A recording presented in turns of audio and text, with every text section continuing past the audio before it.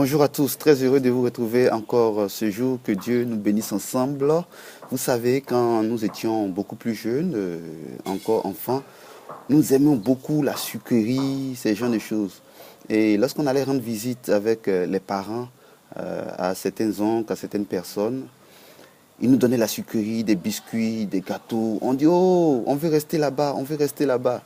Parce que on pense que tous les jours, nous allons manger la sucrerie et nous allons boire la sucrerie, nous allons manger des biscuits, des gâteaux.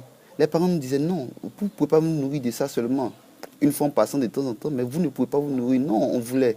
Et j'ai même fait l'expérience en allant chez un oncle qui, à chaque fois qu'on allait et qu'on lui rendait visite, il nous donnait de la sucrerie, il nous donnait vraiment des choses. On était très contents. Donc j'ai dit, je vais passer forcément les vacances là-bas. Mes parents disent, tu es sûr? J'ai dit, oui, je vais passer les vacances. Je suis parti et quand j'ai fait une semaine, j'ai même pas fini la semaine, je me suis rendu compte que c'était d'autres réalités. Ce n'était plus la sucrerie, c'était d'autres choses parce que on ne pouvait pas vivre de sucrerie seulement. Paul pouvait dire à Timothée que je t'en conjure devant Jésus-Christ qui doit juger les morts et les vivants, je lis, au nom de son apparition, prêche la parole, insiste en toute occasion favorable ou non, reprend, censure, exhorte en toute douceur et en instruisant. Nous devons annoncer la parole et ceux qui écoutent doivent recevoir la parole. Pas n'importe quel type de parole, mais la parole de Dieu, la parole de l'évangile, la parole qui nous parle de l'œuvre de Dieu, de l'œuvre de Jésus. C'est cette parole-là qui est effective, c'est cette parole qui est efficiente et c'est cette parole qui est capable de sauver. Pourquoi il faut prêcher et insister en toute occasion, favorable ou non? Parce qu'il va arriver un temps, et ce temps, c'est aujourd'hui, ce temps est déjà arrivé, où les hommes ne supporteront pas la saine doctrine, mais ayant la démangeaison d'entendre des choses agréables, ils se donneront une foule de docteurs selon leurs propres désirs. Ils ont la démangeaison, ils veulent entendre des choses agréables. C'est quoi les choses agréables? Aujourd'hui, les gens vont dans les lieux où ils veulent entendre, oh, tu es bien, tu es aimé de Dieu. Et ça, c'est vrai, tu es aimé de Dieu. Mais tous les jours, c'est à ton va dire, non, Dieu veut, tu vas te marier, tu auras du travail, tu auras ceci. Ils ont la démangeaison d'entendre des choses agréables. Ils cherchent des motivateurs. La parole de Dieu motive.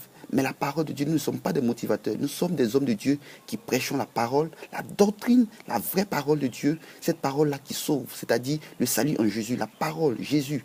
Si on parle de Jésus, c'est Jésus qui sauve. Si on parle d'autre chose dans le peuple de Dieu, ça ne peut pas vraiment sauver, ça ne peut pas changer les vies. Les vies sont changées par la parole de Dieu, par la vérité, par la repentance, par la croyance, la foi en Jésus-Christ. Il dit, les hommes, ils se détourneront l'oreille de la vérité et se tourneront vers les fables. Ils vont se tourner vers les fables. Ils veulent entendre des histoires, des choses qui vont leur faire plaisir. Et ça, c'est un piège qui est vrai non seulement pour ceux qui écoutent, mais c'est vrai également pour ceux qui donnent la parole. Parce qu'ils veulent faire plaisir aux gens. Donc, allez, toujours, tu vas te marier, les gens applaudissent ceci, tu vas ceci. Toi, tu es un homme bon, il y a du bon en toi. Il y a quel bon en toi? Il n'y a pas de bon en nous. Il y a du mauvais, mais c'est Jésus qui est bon et c'est Jésus qui nous donne sa justice. C'est Jésus qui nous sauve, c'est Jésus qui nous transforme, c'est Jésus qui fait de nous de nouvelles personnes. Nous ne sommes pas bons. C'est pas possible. Nous ne sommes pas bons du tout. Nous avons besoin d'écouter. Verset 5 de 2 Timothée 4, il dit, mais toi, sois sobre en toutes choses, supporte les souffrances, fais l'œuvre d'un évangéliste, remplis bien ton ministère. Pour ceux qui donnent la parole de Dieu, ne nous laissons pas influencer par des personnes qui viennent ils veulent entendre une parole de Dieu. Tu n'as pas quelque chose de la part de Dieu pour moi. Tu n'as pas ceci. Non, lisez la parole, écoutez la parole de Dieu. Ah, parce que toute écriture est inspirée et utile pour enseigner, pour convaincre, pour corriger, pour instruire dans la justice afin que l'homme de Dieu soit accompli. Nous voulons être des gens accomplis, des gens que Dieu utilise, des gens sur qui Dieu peut compter. Détournons nos oreilles de la vérité. Non.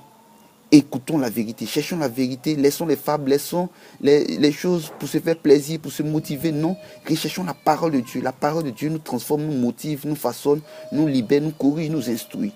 Que Dieu nous bénisse ensemble.